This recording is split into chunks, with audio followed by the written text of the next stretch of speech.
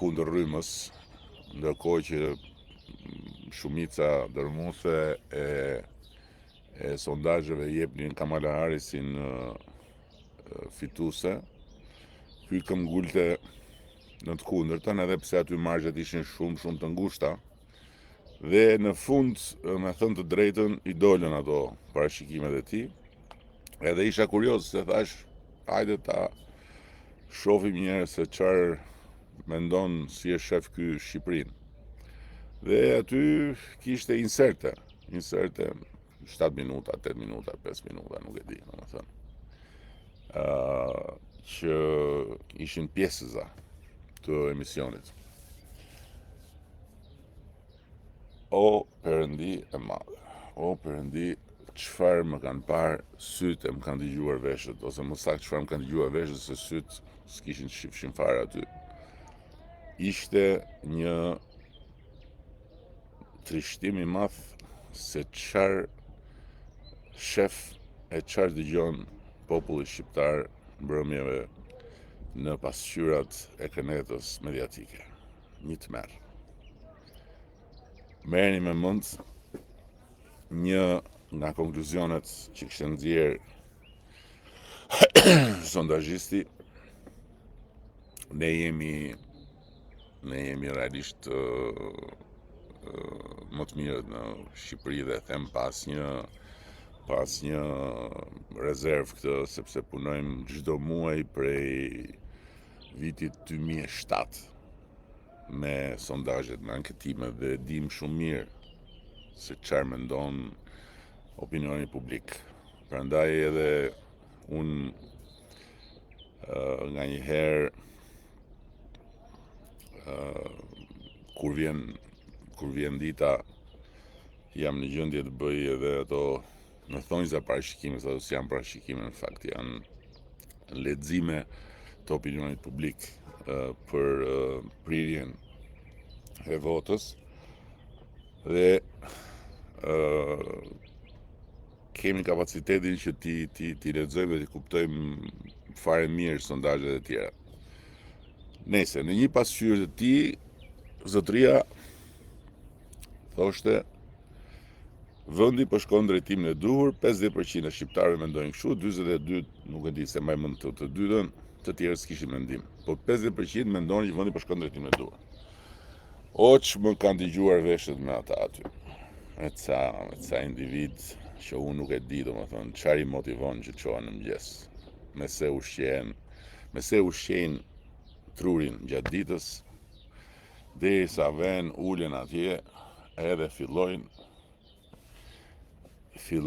edhe bëjnë ndërmjetësimin mes realitetit politik, realitetit social, personazheve politike, sociale, nuk e di, domethënë, dhe popullit, këta. Dhe aty konkluzion ishin njëri më çmendurak se tjetri. Njëri më i pabesueshëm se tjetri. Një konkluzion ishte që populli është i smur. Domethënë, shqiptarët janë një popull i smur, që mendojnë që ky vend po shkon në drejtimin e duhur. Një konkluzion tjetër ishte që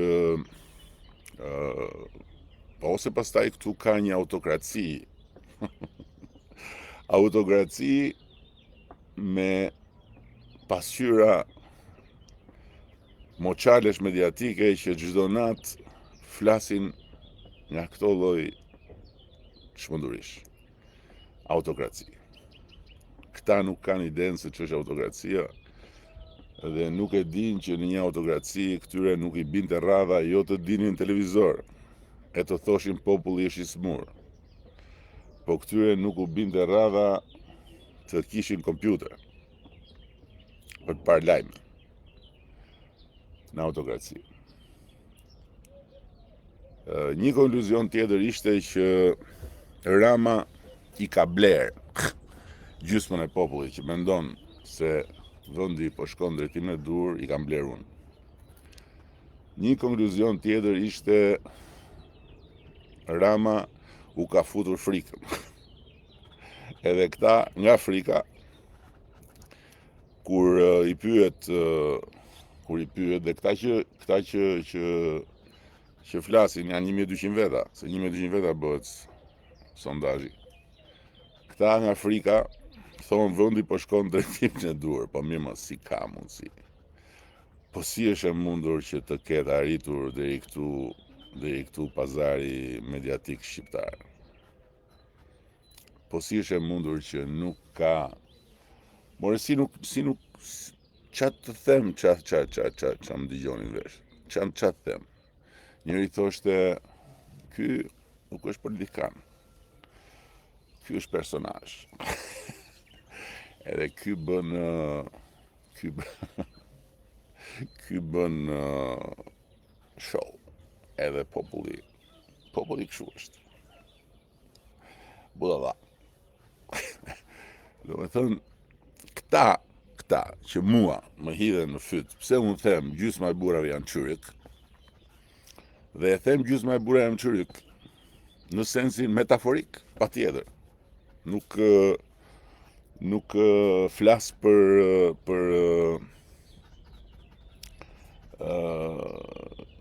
kusht klinik. Flas në sensin metaforik. Gjysma e burrave janë çyryk, sepse unë mendoj që të shkosh mbas kënetës, je gjysmak.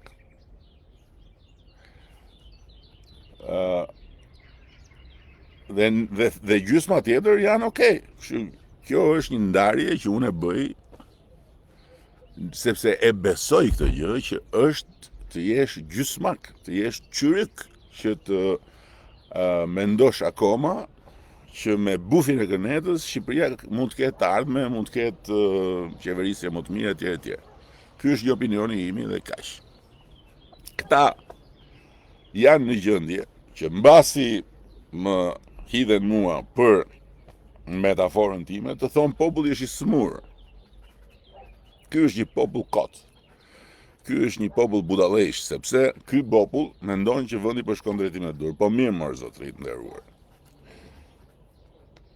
Po si shpjegohet që Bashkimi Evropian, Komisioni Evropian, të gjitha organizatat prestigjioze ndërkombëtare, ato që vlerësojnë financat e vendit, ato që vlerësojnë luftën kundër korrupsionit, ato që vlerësojnë të tjera, me administratën publike, prokurinë, si shpjegohet që të tëra këto japin konkluzione në drejtimin e duhur? Si shpjegohet kjo? Budallë janë dhe ata, dhe jeni vetëm ju të zgjuar që mblidheni atje njerëz që nuk e di kur e keni lexuar librin e fundit.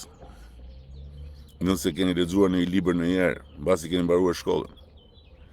Njerëz që lexoni vetëm njëri tjetrin, që sajoni dhe pastaj sajesat i ktheni në lajme dhe pastaj lajmet i bëni komente dhe pastaj komentet i bëni të vërteta dhe pastaj i thoni tjetrit çka keti për të thënë për këto. Po si shpjegohet kjo? Çfarë është kjo? Dhe pastaj habiteni pse populli voton komplet të kundërtën e asaj që mendoni ju.